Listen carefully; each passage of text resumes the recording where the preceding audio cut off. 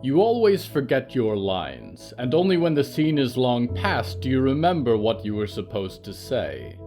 Is it your fault, you wonder?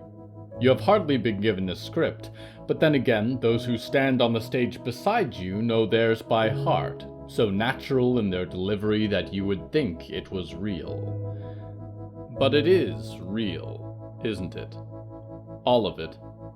Your life is not supposed to be a performance, you know, and when they say, "Are you excited?" or "Comfort me," or "I love you," they are speaking from no script. And yet, you do not know your lines, and you are left stuttering as the acts collapse one by one until every star and stage are gone.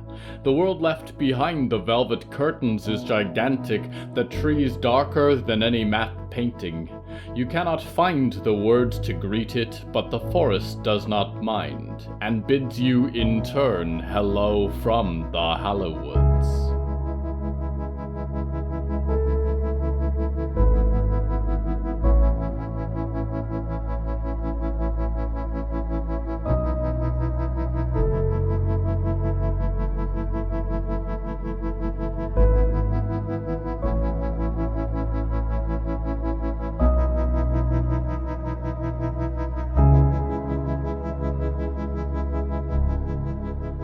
Right now, I'm standing on a scenic overlook. Rain and chill snow have crumbled the concrete, dissolved the roads, and yet here you may sit and enjoy the landscape.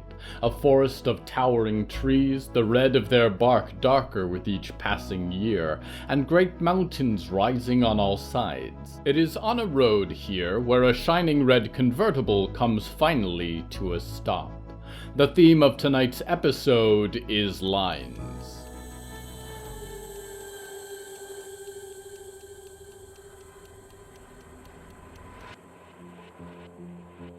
Diggory graves wondered if they had been steadily shrinking over the last day. From the flat white horizons of the desert, hills had risen into mountains that soared in each direction around their little van. The winding road they followed led through banks of gigantic trees, thicker and taller than those of the Hallowoods by orders of magnitude. From the edge of the road, it almost looked as though you could step into an ocean of leaves and descend into a sea of dark foliage, mountains like distant islands. It all made Diggory feel quite small. And yet, Ray had come to a stop ahead. Riot looked over to them and unstrapped the sword from the back of her chair. "Do you think we're here?" she said. "If not, we are at least close," Diggory said. They caught a glimpse of Percy hanging in the air outside, and they opened the door to the wind. In the back, Olivier and Moth roused from sleeping on each other.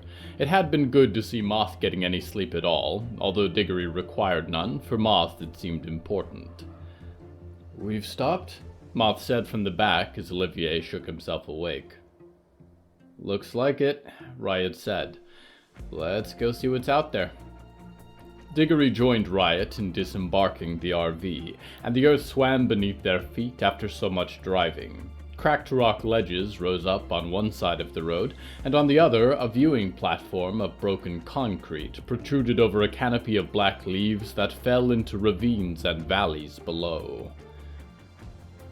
"Ray, what's up?" Riot called, fixing the sword around her shoulder as she walked with Diggory across the asphalt. The automobile did not turn to face them, but gave a low rumble from his engine as they drew near. "This is the end of the line," he said. "I can't see all that far, but you should be able to spot Box Andromeda from here." Riot glanced up to the horizon and nodded. Sure enough, between two of the distant peaks, there was a silver glint over the forest. "Is that really it?" Riot said. "Wow. The roads don't get any closer?" "Box Andromeda doesn't have a road in," the automobile said. "It's in the middle of a national park. You kids sure you know what you're doing?" No. Yeah, that makes sense. I mean, we know," Riot said. Diggory was not sure that she did. The plan, then, the rush they had prepared for at Box Polaris, would be impossible. Behind them, Olivier and Moth climbed out of the RV onto the road, stretching. Moth had not filled them in entirely on the dispute with the scavengers in Vegas. Old acquaintances, Diggory guessed. I hope the other Mendes never think of me that way, Diggory thought. Moth had been quite withdrawn since, though from the encounter or the bad dreams, Diggory was not sure. It seemed the sleeping medications at least made for better rest. Olivier stretched and glanced at the sky of curling clouds above. So this is the end of our journey, Diggory said, looking to the others. Just the first half, Riot said. It's the end for me, Ray said. Moth, you want to get your things together? Moth looked up in surprise, red glasses shining in the low sun. Oh, we're not waiting for them? Ray did a 3-point turn, coming to face them with his empty windshield. Listen, Ray said. It's been dandy meeting you all, especially you, Percy. I wish half the poltergeists I'd met were half as chipper. But you're about to whack a hornet's nest with a bat. Maybe you can outrun him. I'll have my metaphorical fingers crossed for you. But when the hive comes crashing down, I don't want to be standing in your backyard. Moth glanced between Ray and the group, a series of troubled emotions crossing Moth's face. I understand, Riot said. Thank you for showing us the way. I don't think we would have made it here without you. I could... Moth began to speak and put a fist to Moth's mouth, trailing off again. Listen, Moth, Ray said, pivoting a little towards the young wasteland survivor. I can't force you to come with me. Wouldn't if I could. But I hope you will.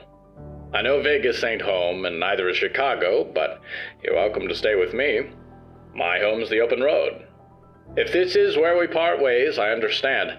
But once you make up your mind, it's a sealed deal. I won't be back this way anytime soon. What do you say? You want to keep rolling with old Ray? While we're at it with the goodbyes, Riot spoke up.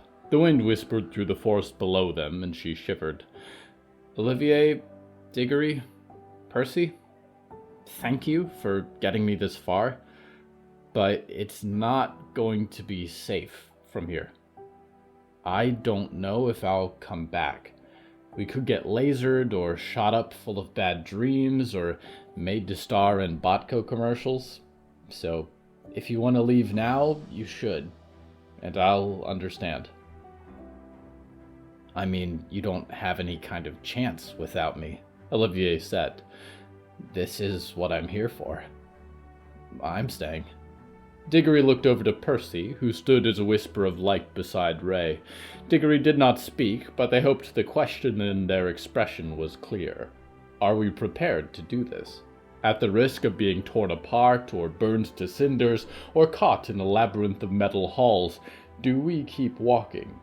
Percy gave a solemn nod, hair floating in curls around his head. Percy and I will stay, Diggory said. Then I guess that's it, Moth said, coming out of the RV with Moth's bag of things over Moth's shoulder.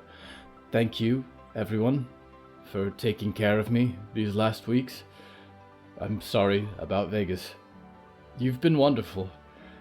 I hope this goes well for you. Are you going to be all right? Diggory asked. The meds help. I'll be fine, Moth said, with a tired smile, and Moth walked for Ray, and the passenger door popped open. Speaking of hornets, Moth said, there's a moth here that almost looks like one. It's a sequoia pitch moth. They almost look like a hornet or a yellow jacket, but they're a moth. It looks like I won't get to see one, so keep an eye out for me. Goodbyes come in strange shapes, Diggory thought, as Moth pulled the door shut and Ray revved his engine. Safe travels, kids, Ray crackled. See you around the bend. The automobile rolled past them and around the corner of the highway and was gone, a little hum in the distance vanishing into the wind. Kitty, get away from there, Olivier said, looking back to find Nimbus poking his head out of the open door of the RV. I think it's all right, Percy said, raising a glowing hand. Olivier looked up at him, and Riot in turn. We may not be back. We can't leave him trapped in the RV. But, Olivier said. I believe Percy is correct, Diggory said. You be good now, Olivier sighed, kneeling down to pet the tabby as it padded onto the asphalt. You can hang around if you like. We'll be back. Yeah, Riot said, squatting to scratch between the cat's ears a last time. Definitely. See you around, Stinky. Nimbus sniffed in disapproval and walked out across the road with a solemn dignity and slunk down into the forest beyond. It had no great love for me, Diggory said. Yet I am sad to see the cat go. That's normal, Percy said, close by their ear. Me too. Well, Riot said, and slapped the scarred metal of the RV. Grab your stuff, folks. We're going camping.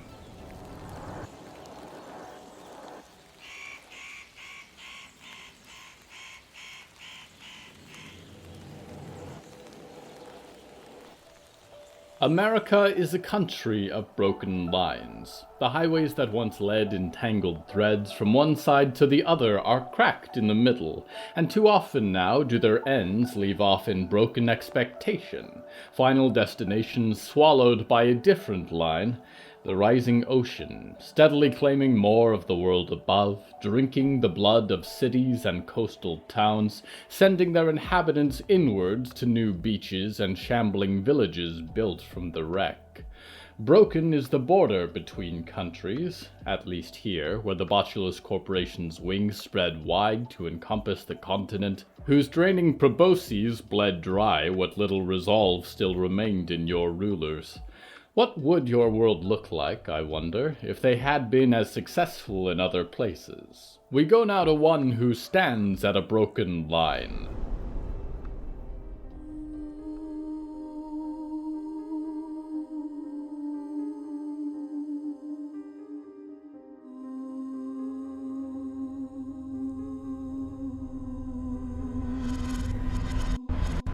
The Count said to wait for nightfall, Yaretzi said. Beside her, Polly watched the water and ground the tip of his cane into the stone. Beyond them, Tulip and Crane stood headless, the moss-encrusted body of a park ranger sitting on a horse as verdant as a lake floor. The duo, or had they grown to become one, had not moved in several minutes, and Yaretzi guessed that despite the ruin ahead of them, they had arrived. A city, really, had been washed into the shoreline of mud and gravel, and formed a beach of junk and odd objects. In the distant water, the tips of a few skyscrapers still protruded from the black ocean, like lighthouses proclaiming sorrow to the sea. And here on the beach, there were heaps of rusted carnival attractions and salvaged signage, a reclaimed Ferris wheel on its side, the bones of Coney Island laid to inglorious rest. "This is amazing!" Mort yelled, stomping across the beach, bottles and briefcases and bowling pins cracking beneath his boots. Bert the seagull soared over him, squawking in the wind. There were other gulls here, too, clearing away in droves as Mort dashed towards them. "Let me ask if this is even the right place," Polly muttered, and stepped up to their headless guide. He made some words with his hands, and Crane responded in kind, stiff fingers speaking as the horse's pale eye watched Yaretzi. "So the real Coney Island is underwater," Polly grumbled, returning after a moment. "This is the wreckage, the detritus. You know, the bits that they hauled away for posterity. You didn't give that Count anything, did you? Because his secret information is rubbish."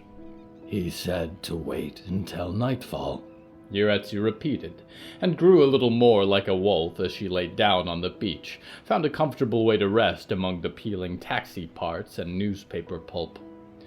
"You know what garbage transforms into at night?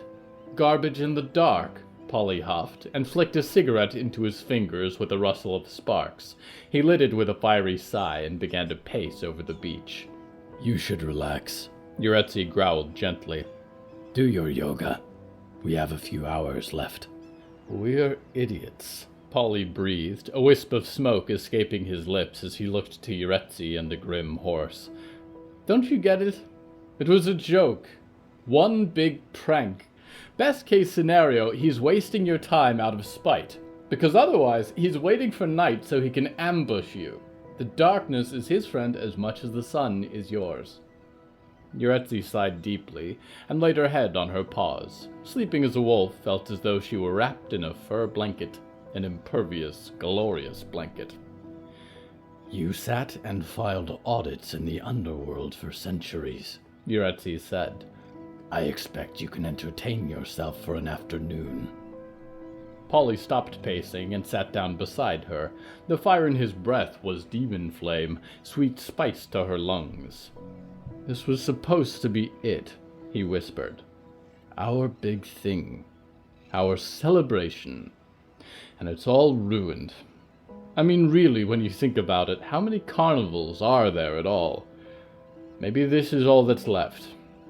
Maybe it's all just dead.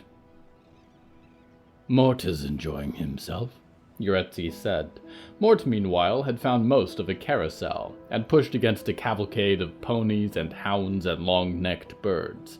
The entire parade spun, grinding along in a laborious circle. But there's no lights, Polly sniffed. Or music, or anything. For once I just didn't want to worry. You know, that's what a carnival is for. To forget for a little while. Are you sure this is just about a carnival? Yaretzi said. Polly's hat was in his lap and his horns flickered brightly. He blew out another puff.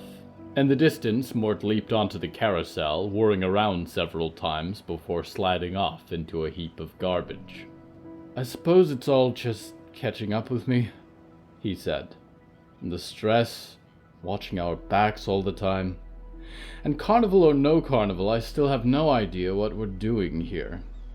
What we're doing with the rest of our lives, Yaretzi. I know how to walk and complete business objectives and do audits. I don't know anything about having cohorts. Cohorts, Yaretzi said.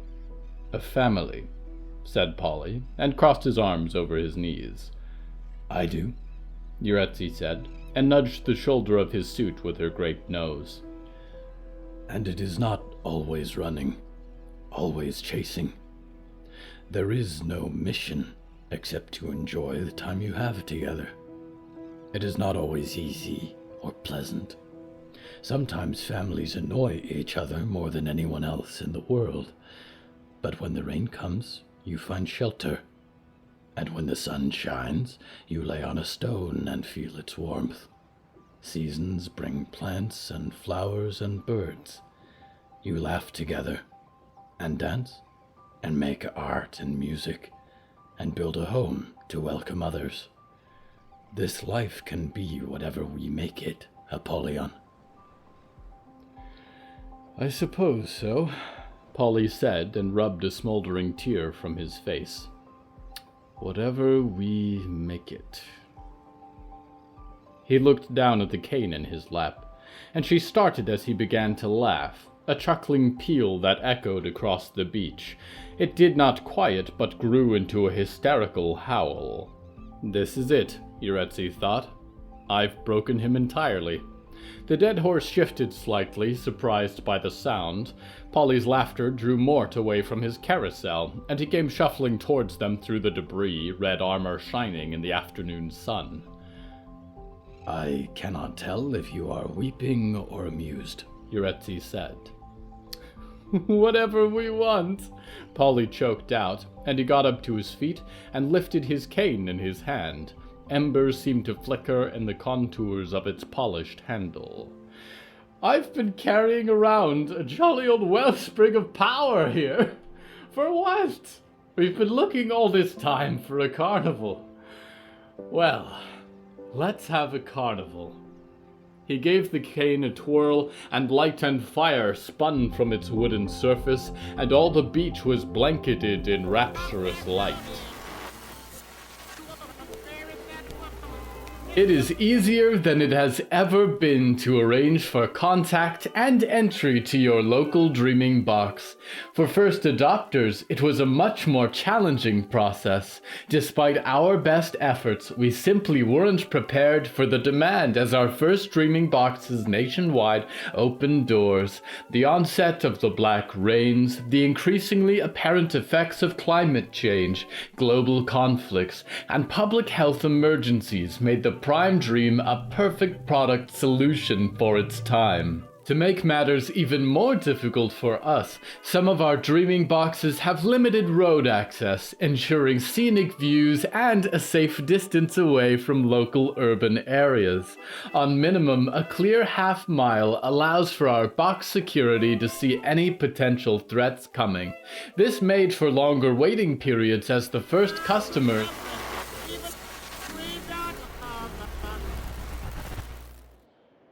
I do not begrudge those who have joined a dreaming box, dreamer. In many ways they have done the most reasonable thing imaginable, laid aside their troubles for a little sleep. I have at times done the same.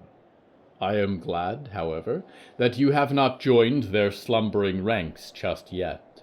You and I are both still awake to witness these last moments of your kind play out, and I hope we find beauty. Terrifying, inevitable, thrilling awe in the end. You are braver than I think. For when it passes, I will still have my eyes open, and you will not. We return now to Yaretzi. Yaretzi rose in wonder, light dancing in her eyes, music caught in her ears, the clattering melodies of street organs and carousels, electric games and blaring announcements, sideshows and games of chance, prizes and strongmen, striped tents and cotton candy machines blanketed the beach, and above all towered a Ferris wheel, blinking with radiant patterns of rainbow color. Are you doing all of this? Yaretzi whispered. Polly still stood beside her, although the detritus beneath their feet had become weathered wooden boards that stretched out to the sea. How? I'm burning a little fire, Polly said. The head of his cane poured with flame, dissolving into the fantastic lights of the carnival as if carried by the wind. His eyes shone with embers, and his horns were bright and tall. Just this once. Tulip and Crane turned from them, and the headless rider waved briefly as the horse trotted away from the uproar of lights and vanished into the blackened trees, a duty complete. Polly waved goodbye, and Yaretzi did the same, although in truth she was happy to see the horse go. What's going on? Mort said, the boardwalk straining under his weight. There's so many lights. This, Polly grinned, rainbow lights in his burning eyes, is a carnival. Come on, Mort. Let's go have some fun. Polly walked for the carnival and led Mort excitedly into the glowing attractions. Yaretzi followed for a while, from one sparkling ride to the next. The carnival was full of shadows, ideas of people that ran attractions and games and sat on ride seats which they never disembarked. The spectacle was joyous, but a note of caution still lurked in her heart. What did this cost? The boards beneath her feet, and the twirling rides that made the wind fly in her fur and her ears, and the melodies that echoed across the black ocean. Surely it was power like the gods themselves, and there was a frenzy in Polly's burning eyes that frightened her. The night fell, but the bones of Coney Island were buried beneath a brand-new theater of wonder, a carnival the likes of which New York had not seen in decades. Had she really slept through the age of such beauty, the age of butter and popped corn and candy and sawdust, machine oil and perfume? She fell behind Polly and Mort after a while, and sought out some fresh air, eyeing the great wheel of thrones that spun over the carnival. After all, she had never been on a Ferris wheel. Excitement ran through her at the first lurch of the basket, rocking as she climbed aboard and pulled the safety bar to her waist. Apprehension and thrill ran in furry waves across her arms and back, but it was best to be small here. A wolf was a difficult thing to fit on a Ferris wheel bench. The breeze seized her, and as the wheel turned, she was lifted into the wind. Other indistinct echoes of passengers sat in the buckets above and below, and from here she could see the dazzling lights glinting on the dark ocean, on the skyscraper skeletons in the far horizon. Music like crowing birds echoed below as she rose, and the wind whipped around her with the exhilarating rush of the sea.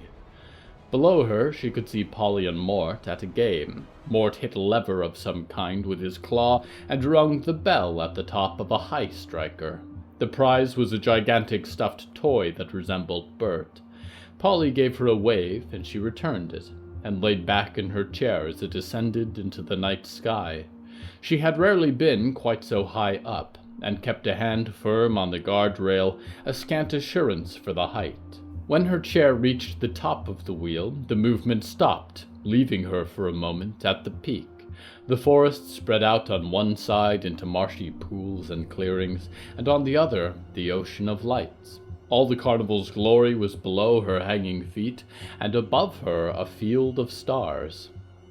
"I am sorry," she whispered to the heavens. "If you are still there. If you still listen. You asked me to slay the demons that plagued this earth, and I have. But one still remains, and if that means my duty is not complete, then so be it. I will not run in the light of all suns with you. I will run here on the earth for the days I have left. When I am done, I hope you will think brightly of me and allow me to join your multitude. But if not, then I ask you only to remember me. That for a while death had a name, and it was Yaretzi." "I don't know what's going on exactly, but it's very touching," a voice said by her side. Immediately a chill wind ran up her spine, and she was a wolf far too big for the Ferris wheel bench. She held onto the rails with great clawed hands and snarled at the black-cloaked figure squeezed against her.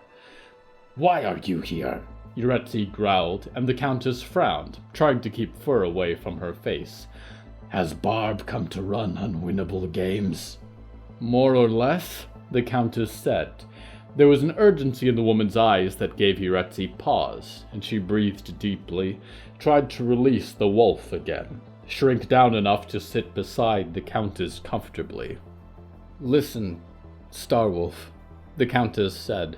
"I'm here to do you a favor, but no one can know I was here. If they do, I'll find a way to make you regret it. Do you understand?" Yaretzi examined the cold woman, nails and lips red as with the blood of wolves. "You ask me to trust you," she thought, "when you are without trust entirely." "Speak," Yaretzi growled. "All right," the Countess said, looking down for a moment. The collar of her cloak flexed nervously. "Someone is coming for you. They'll be here any minute, I think." The information hit Yaretzi like a stone dropped from a great height. "Who is it?" Yaretzi said. "Is it the Industry? Or the Count?" "The Count?" the Countess said, glancing up. "No. One of them is Barb.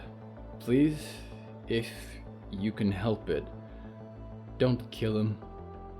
I don't think he knows what he's doing. The other one is a stranger to me, but his name is Rick Rounds." Yaretzi would have smiled at the name, but there was no humor in the Countess's face. "Why have you told me this?" Yaretzi said. "I didn't," the Countess said, and shot her a dark glance. "No one did. Remember that." With a twist of shadow, a fragment of the night unnatural amidst the glowing bulbs and neons, she was gone. And then suddenly the lights flickered out. and the Ferris wheel was no more, and Yaretzi was 100 feet in the air over a pitch-black beach and falling into the roaring wind as fire burst across the shore below.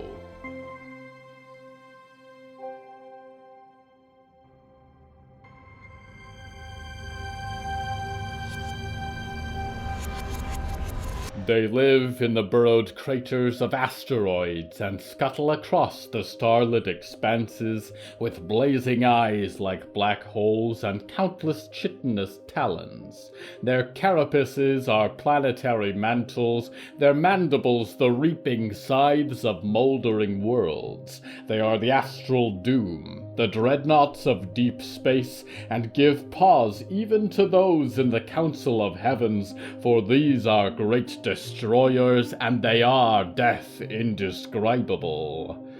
However, in their younger aeons, great destroyers are easier to work with, and more pleasant in temperament, and have found utility in various places across this universe. Several have been given shells of comfortable, multi-tiered seating, and form the transport of the Heavenly Line, a slow but reliable way to travel through the ruinous stars. Another, almost still a larva, has been adopted by Mix Morel to host the Museum of Broken Promises. Great destroyers are friends of the Crown of Decay, for both harvest broken worlds at their end. We go now to one who would have nightmares about this.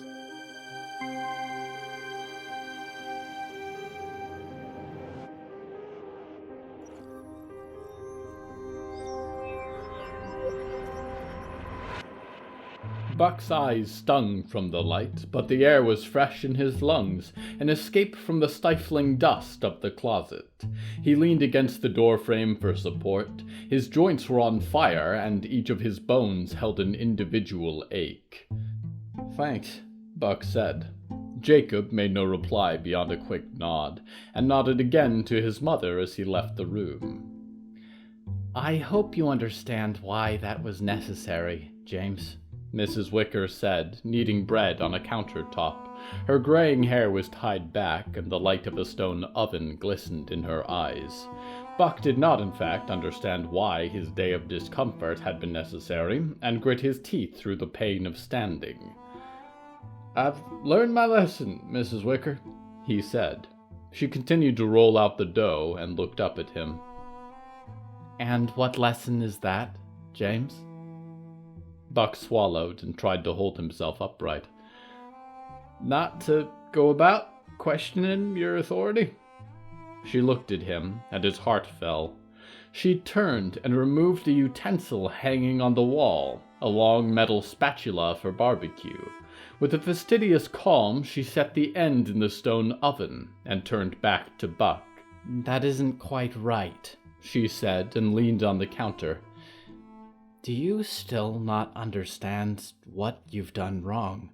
I thought the quiet would give you time to speak with God, but if your heart isn't open, then I suppose it wouldn't do any good." A surge of panic rose in Buck's chest, although he did not dare let her see it. The spatula in the oven glinted in the ember light. "Oh, it did," Buck said. "And I have been sinful, and I have been complacent. But the Lord talked to me. He said, 'Listen here, James Buchanan Silver. You've been doing all sorts of wrong.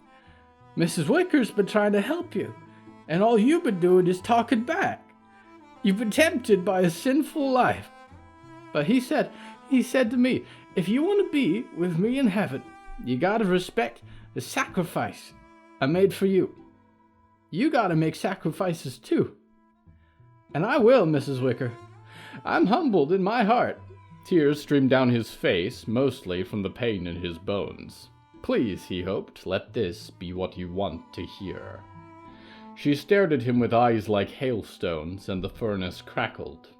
Finally, a smile stretched her face. "I'm glad to hear that, James. I'm very glad. The Lord humbles us all in His time.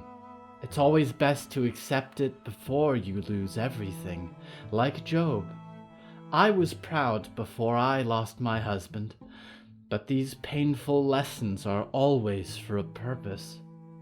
Go home, James. Get some rest." Buck nodded and found his cane leaning against the wall and made for the door. "Thank you, Mrs. Wicker. Thank you." And then it was the blinding world beyond. Fort Freedom stirred around him, an uproar in the late morning. Stolid men gathered weapons and equipment, some of its scout-post goods. A convoy of trucks and four-wheelers and the great flatbed sat in front of the gateway waiting to depart. "Go home," he thought. "I will, Mrs. Wicker. I will." He did not return to his hovel at the far side of the fort, but rather waited for an opening, a brief moment where backs were turned and no one stood around the back of the tarp-covered flatbed. He walked as quickly as he could, every joint a burning coal, and reached the side of the truck. The tarp was tied down here and there, concealing the massive form beneath, although he already knew what it was. With a mighty protestation, he pulled himself up over the edge, pulling his cane after him. It hurt more than anything, but then he was beneath the tarp, laying on his back, gasping quietly for air. He was half buried in oily black feathers, and he could feel the gigantic breaths of Frog Sticker beside him, almost tucked beneath the gigantic heron's huge clipped wing. It croaked, a rumble so deep and terrible that he could feel it shake his body, but it did not twist its javelin beak towards him. "Please don't stick me," he thought. "We're in this together." There was shouting from outside then, and Mrs. Wicker's voice echoing, words of instruction and of praise that Buck could barely hear. And then, with a cacophony of roars and hollers, the convoy lurched into motion. Buck wrapped his hands around one of the chains that kept the bird pinioned to the bed, and wept against the black omen as the world beyond the tarp flashed away in 1,000 tiny points of light. "Goodbye," he thought. "If I live through this, I'll never go back."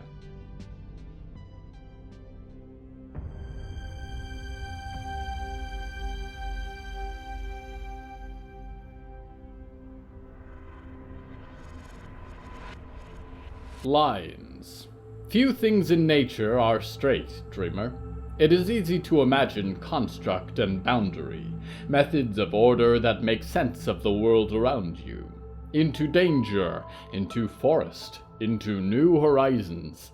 But every ill thing, every tree, every mountain is 1,000 curves and complexities. A tree is a tree because you call it so, but it does not know itself as tree. It simply feels, roots growing and stretching in the soil to speak with others, bark that becomes thick and sturdy with each winter, leaves and branches that lift to praise the light and dance in the wind. If your life is not all that you planned it to be, if your experience has been more complex than the two-dimensional line you wanted, at least stop to feel all that you are feeling. In this moment you are alive, and that is the only requirement to live. Until every line is broken, I am your loyal host, Nick, waiting non-linearly for your return to the Hallowoods.